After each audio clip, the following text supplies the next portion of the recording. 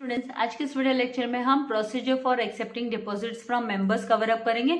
तो इसका explanation start करने से पहले मैं आपसे रिक्वेस्ट करूंगी कि अगर अभी तक आपने मेरे चैनल को सब्सक्राइब नहीं किया तो चैनल को सब्सक्राइब कीजिए एंड चैनल लिंक अपने फ्रेंड्स के साथ शेयर जरूर से कीजिएगा। तो the following is the procedure to accept deposits from members जो अगर कंपनी है ना अपने ही शेयर होल्डर्स, अपने ही ओनर से, जो रियल ओनर्स होते कंपनी से, अगर उनसे डिपॉजिट एक्सेप्ट कर रही है तो उस केस में उन्हें कौन से स्टेप्स फॉलो करने होंगे। तो सबसे पहले होल्ड बोर्ड मीटिंग, उन्हें बोर्ड मीटिंग में बुलानी होगी। सेम जैसे हम पब्लिक से वो डिपॉजिट एक्सेप्ट करती है उसी तरीके से। तो इसको बोर्ड मीटिंग को कौन अरेंज करता है? तो सेक्रेटरी। तो secretary arranges for a board meeting and in the board meeting decisions regarding amount of deposit, भाई कितना अमाउंट डिपॉजिट होगा, एक्सेप्ट किया जाएगा, then terms of issue of deposit क्या होगा, and date to hold a general meeting. General meeting कब बुलाई जाएगी? To seek shareholders approval, उनका अप्रूवल लेने के लिए। ये सब डिसीजन होता है पहली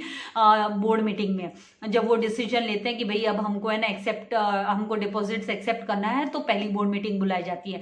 देन सेकंड उनको जनरल मीटिंग बुलानी होती है, क्योंकि उन्हें कंसेंट लेना होता है, उनको अप्रूवल लेना होता है अपने ही शेयर होल्डर्स से। तो to seek the approval of shareholders for accepting deposits company holds a general meeting. तो कंपनी जनरल मीटिंग बुलाती है शेयर होल्डर्स की and the special resolution pass करती है, is passed to be filed with the registrar of company. Special resolution pass करना होता है company को। देन होल्ड बोर्ड मीटिंग, फिर बाद में फिर से बोर्ड मीटिंग बुलाती है आफ्टर गेटिंग। ये बोर्ड मीटिंग कब होती है? जब वो है ना शेयर होल्डर से अप्रूवल ले लेती है, उनसे है ना कंसेंट ले लेती है, उनकी रजामंदी वो ले लेती है। तो board meeting is held to approve the draft of circular. Circular का ड्राफ्ट तैयार करने के लिए, मतलब उसका अप्रूवल के लिए बोर्ड मीटिंग बुलाई जाती है फॉर इनवाइटिंग एप्लीकेशन, ताकि वो अपने ही मेंबर्स से है ना एप्लीकेशंस को एक्सेप्ट कर सके, इनवाइट कर सके, उनको इनविटेशन दे सके अपने मेंबर्स को। And the draft should be, जो ड्राफ्ट होगा should be sign by the majority of directors of the company. Company के जितने मैक्सिमम डायरेक्टर्स साइन कर सकते हैं, उन मैक्सिमम नंबर ऑफ डायरेक्टर्स को वो साइन करना होता है। ड्राफ्ट जो तैयार करती है कंपनी, इन्विटेशन जो तैयार करती है, मतलब in simple. Then appoint bank, तो सेम प्रोसीजर जैसे पब्लिक के इश्यू के लिए होता है, वैसे ही सेम प्रोसीजर होता है कि company appoints a banker. Company है ना बैंकर को अपॉइंट करती है, शेड्यूल्ड बैंक सिलेक्ट करती है, एसबीआई हो, भले देना बैंक हो, और to collect the application forms collect करने के लिए and the deposit money, along with the deposit money को कलेक्ट करने के लिए कंपनी बैंकर को अपॉइंट करती है। Now obtain credit rating, company को है ना क्रेडिट रेटिंग अपनी देनी होती है, मतलब उनको भाई वो कितने कैपेबल है, उनकी ताकत कितनी, वो कितने साउंड है फाइनेंशियली, कि वो है ना रीपेमेंट कर पाएंगे अपने इसका डिपॉजिट का, क्योंकि accepting deposit it is a loan ही होता है एक तरीके से, राइट। कंपनी लोन ले रही है, तो कंपनी क्या करती है? अप्रोच करती है, क्रेडिट रेटिंग एजेंसीज के पास पहुंचती है टू रेट इट्स डिपॉजिट्स, कि भाई उसको भाई रेटिंग दे दे कंपनी, ए प्लस प्लस देती है कि B plus, depends on the वो कौन सी क्रेडिट रेटिंग कंपनी के पास जाती है। Now the rating given by the agency must be mention in the circular, तो ये सर्कुलर में ये भी मेंशन करना होता है कंपनी को, क्रेडिट रेटिंग भी मेंशन करनी होती है। Then appointment deposit trustee appoint करना होता है कंपनी को। तो यहाँ पर company appoints deposit trustees and the trust deed is signed at least 7 days before issuing the circular issue करने के 7 दिन पहले ना ट्रस्ट डीड साइन करवा के लेनी होती है। सेम प्रोसीजर है। Then to take deposit insurance, deposit जो है उसका इंश्योरेंस निकालना होता है कंपनी को, तो company takes deposit insurance at least 30 days before, 30 दिन पहले, सर्कुलर इशू करने के 30 दिन पहले। देखो पब्लिक को अगर कंपनी है ना डिपॉजिट जो एक्सेप्टेंस ऑफ डिपॉजिट इशू कर दिए, तो उस समय तो कंपनी को एडवर्टीजमेंट न्यूज़पेपर्स में देना होता है, उनकी वेबसाइट पे डालना होता है। और जब कंपनी अपने ही मेंबर को एक्सेप्टेंस ऑफ डिपॉजिट इशू करती है, तो उस केस में उनको सर्कुलर भेजना होता है अपने मेंबर्स को। तो 30 days के अंदर, at least 30 days before issuing the circular, company को क्या करना होता है? डिपॉजिट इंश्योरेंस का, उसकी इंश्योरेंस निकालनी होती है। Then file a copy with registrar of company, registrar of company के साथ एक कॉपी है ना जमा करवानी होती है इनको। तो a company of the circular is filed with the a copy of the circular is filed with the registrar of companies after 30 days of filing। 30 दिन के बाद आफ्टर 30 डेज ऑफ फाइलिंग, कम से कम 30 दिन पूरे हो जाने चाहिए, the company can issue the circular, उसके बाद कंपनी सर्कुलर इशू कर सकती है, free to issue the circular. Then issue of circular की जब हम बात करें तो टू द मेंबर्स, ये मेंबर्स को दिया जाता है, तो company has to send the circulars to members, members को भेजना होता है आफ्टर 30 डेज, 30 दिन के बाद फाइलिंग कर, जब वो अपना जो एक कॉपी, जो सर्कुलर की एक कॉपी जमा करवा देती है रजिस्ट्रार ऑफ कंपनी के पास, उसके 30 दिन के बाद में वो है ना सर्कुलर वो इशू कर सकती है। And it is send by registered post, कैसे भेजेगी, तो रजिस्टर्ड पोस्ट के थ्रू, नहीं तो स्पीड पोस्ट, कुरियर के थ्रू भेजेगी, स्पीड पोस्ट, और ईमेल के थ्रू भेजेगी। सो कंपनी में even publish the circular at newspapers, हाँ न्यूज़पेपर में भी वो पब्लिश कर सकती है सर्कुलर अपने मेंबर्स के लिए। Then upload circular on company's website, company के वेबसाइट पे भी वो सर्कुलर को अपलोड करेगी। तो एन एलिजिबल पब्लिक कंपनी, जो एलिजिबल पब्लिक कंपनी होती है उसको हैज टू अपलोड, उन्हें अपलोड करना ही होता है कंपल्सरीली ऑन सर्कुलर, अपने सर्कुलर को ऑन कंपनीज वेबसाइट, कंपनी की वेबसाइट पे।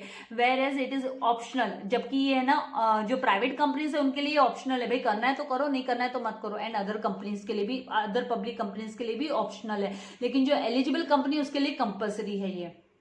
देन नेक्स्ट है collect application form and money, application form and money को कलेक्ट करने के लिए भाई कौन आएगा, कौन आगे आएगा, किसको आगे लाएंगे, तो ये तो सभी पब्लिक वाले में भी प्रोसीजर सेम है और यहाँ पे भी इसका प्रोसीजर क्या है, सेम है। तो इस केस में कंपनी किसको इन्फॉर्म करती है, एक शेड्यूल बैंक को कंपनी अपॉइंट करती है, कलेक्ट करने के लिए बोलती है, अपना जो एप्लीकेशन फॉर्म है along with the deposit money वो कलेक्ट करने के लिए बोलती है ना।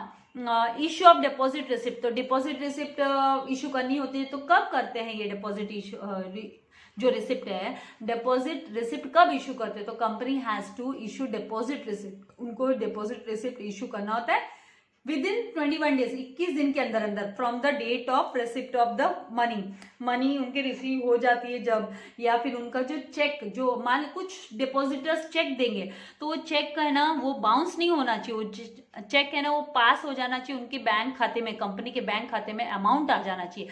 कंपनी के बैंक खाते में एक बार अमाउंट आ गया तो कंपनी उसके बाद 21 दिन के अंदर अंदर कंपनी को है ना ये जो डिपॉजिट रिसिप्ट, ये क्या होता है, एक्नॉलेजमेंट होता है ना, तो ये जो डिपॉजिट रिसिप्ट है वो है ना कंपनी को इशू करना होता है, वो देना होता है डिपॉजिटर को अपने, भाई वो एज अ प्रूफ रखेंगे अपने पास में। और ये स्टेप जब कंप्लीट हो जाता है कंपनी का, ये प्रोसीजर जब कंप्लीट हो जाता है कंपनी का, तो कंपनी फिर है ना क्रिएट करती है चार्ज ऑन एसेट्स, अपने एसेट्स पे है ना वो एसेट्स अगेंस्ट में दिखाती है। भाई ये कब दिखाते हैं एसेट्स अगेंस्ट में, कब दिखाना होता है कंपल्सरीली, तो जब है ना कंपनी सिक्योर्ड डिपॉजिट्स, जब कंपनी है ना एक्सेप्ट करती है, सिक्योर डिपॉजिट्स एक्सेप्ट करती है, तो उस केस में उसको कंपल्सरीली है ना अपने एसेट्स है ना वो सामने रखने पड़ते हैं। उसको एसेट्स कौन कौन से एसेट वो एक तरीके से गिरवी रख रहा है with in 30 days of the acceptance of deposit, वो सारे के सारे उसको सामने रखने होते हैं। और उसको वो कहाँ पे, तो वो ट्रस्ट डीड है जो यहाँ पे डिपॉजिट ट्रस्ट होते हैं, डिपॉजिट ट्रस्टी होते हैं, वो इसका ध्यान रखते हैं, वो इसका ख्याल रखते हैं, तो उनको कंपल्सरीली है ना क्रिएट करना होता है अपने एसेट्स पे, उन्हें चार्ज क्रिएट करना ही होता है कंपनी को। सिक्योर डिपॉजिट्स में ये कंपल्सरी है, अनसिक्योर्ड में नहीं है। सिक्योर डिपॉजिट अगर, क्योंकि ये अगर कंपनी पहले ही मेंशन कर देती है भाई सिक्योर डिपॉजिट्स है, तो उस केस में फिर कंपनी को देना ही होता है एसेट्स के अगेंस्ट में, वो है ना कंपनी सिक्योर डिपॉजिट देती है, मतलब एक्सेप्ट करती है, सिक्योर डिपॉजिट को एक्सेप्ट करती है। नाउ ये प्रोसेस जो होने के बाद में company make entries in the register of deposit, उनका जो रजिस्टर मेंटेन करती है कंपनी डिपॉजिटर्स का, उस डिपॉजिटर्स के रजिस्टर में कंपनी सारे के सारे डिटेल्स, एक बार उसको पैसा मिल गया, रिसीव हो गया, तो वो 7 दिन के अंदर within 7 days of the date of issue of deposit उसने डिपॉजिट रिसिप्ट भी इशू कर दी, तो सेक्रेटरी क्या करता है, वो सारे के सारे डिटेल्स जो होते हैं ना डिपॉजिटर के जो कलेक्ट करता है, वो सारे के सारे ना रिकॉर्ड करता है, एंटर करता है सारे के सारे डिटेल, वो रजिस्टर ऑफ डिपॉजिट्स में वो सारा का सारा डिटेल उनका रिकॉर्ड करता है, एंटर करता है। And it has to be sign by an authorised officer, और उसको साइन कौन करता है, तो उसको ऑथराइज्ड जो जिसको अथॉरिटी दी जाती है कंपनी के द्वारा, कंपनी जिसको अथॉरिटी देती है कि भाई है ना ये सारा आपको रिकॉर्ड देखना है, चेक करना है, सब सही है ना, और उसके बाद आपको साइन करना है। तो मतलब वो पर्सन, वो बंदा अकाउंटेबल है इसके लिए, मतलब कभी भी उसको कोई क्वेश्चन पूछा गया तो he has to answer, he is answerable. उसमें कोई धांधली नहीं होनी चाहिए, कोई गफला नहीं होना चाहिए नेम्स रिकॉर्ड करने में, राइट। तो यहाँ पे ये जिम्मेदार पर्सन होता है, ऑथोराइज्ड ऑफिसर होता है, वो साइन करता है। फिर उसको जो रजिस्टर जो मेंटेन किया जाता है, रजिस्टर ऑफ डिपॉजिट, जिसमें एंटर किया जाता है डिपॉजिटर्स का नेम, तो वो सारा का सारा रिकॉर्ड है ना, वो चेक करता है कि भाई सब सही है ना। तो ये काम कब होता है? तो विद इन 7 डेज, 7 दिन के अंदर एक बार इश्यू ऑफ डिपॉजिट इश्यू कर दिया, इश्यू ऑफ डिपॉजिट रिसिप्ट के 7 दिन के अंदर एक बार डिपॉजिट रिसिप्ट इश्यू होगी, उसके 7 दिन के अंदर एंटर करना कंपलसरी होता है। 7 दिन के अंदर अंदर, विद इन आ जाता है तो मतलब अंदर अंदर, 7 दिन के अंदर अंदर, ठीक है। उसके बाद नेक्स्ट है फाइल रिटर्न ऑफ डिपॉजिट। अब ये जो रिटर्न ऑफ डिपॉजिट्स है उसकी मतलब ये डिपॉजिट्स है उसकी भी है ना फाइल वो जमा करानी होती है, तो कंपनी हैज टू फाइल, उसकी भी रिटर्न फाइल करनी पड़ती है कंपनी को ऑफ डिपॉजिट्स बिफोर 30th जून, 30 जून के पहले, हर साल 30 जून के पहले बिफोर 30th जून कंपनी को इसकी रिटर्न फाइल करनी होती है। वो किसके पास? तो वो कंपनी को the return has details of deposits, क्योंकि उसमें सारे के सारे डिटेल्स होते हैं डिपॉजिट्स के with the company as on 31 March, भाई 31 मार्च तक कंपनी के कितने डिपॉजिट्स थे उसकी सारी के सारी डिटेल होती है, तो वो उन्हें फाइल करवा के लेना होता है। तो इस तरीके से ये जो चैप्टर है हमारा, chapter number 5 acceptance of deposit, वो हमने कवर अप कर दिया। अभी आगे जो है वो ये समरी है, तो आप बोले तो इन शॉर्ट ये जो समरी है इन शॉर्ट आप इसको रीड कर सकते हो, आप गो थ्रू कर सकते हो, क्योंकि समरी भी कभी कभी रीड करना अच्छा होता है, तो आप गो थ्रू कीजिए इसको। एंड उसके बाद में ये जो एक्सरसाइज है जल्दी मैं आप लोगों के लिए एक्सरसाइज का जो भी वीडियो है वो जल्दी अपलोड करूंगी। एंड इसके बाद जो हमारा नेक्स्ट जो चैप्टर है, चैप्टर नंबर 6, वो अब आपका चैप्टर नंबर 6 है वो आएगा अब लेटर राइटिंग, एक तरीके से करस्पॉन्डेंस विथ मेंबर्स, मेंबर्स के साथ कैसे कंपनी कम्युनिकेट करेगी।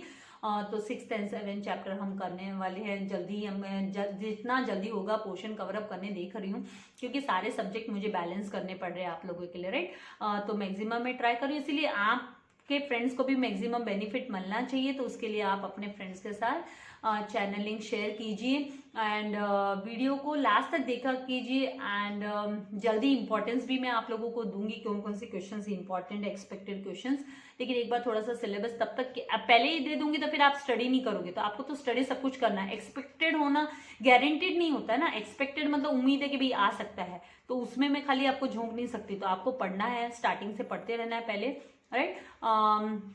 और ऑलरेडी मैंने आप लोगों के लिए ये जो इसका पेपर पैटर्न है वो तो मैंने आप लोगों के लिए ऑलरेडी अपलोड कर दिया है कि भाई किस तरीके से आएगा, उसका वीडियो मैंने बना के अपलोड किया हुआ है। अगर वो आपने नहीं देखा है तो उसके लिए स्पेशल प्लेलिस्ट बनाई है मैंने पेपर पैटर्न को लेके, तो वो प्लेलिस्ट में चेक कीजिएगा, सारे सब्जेक्ट के दिए हुए हैं।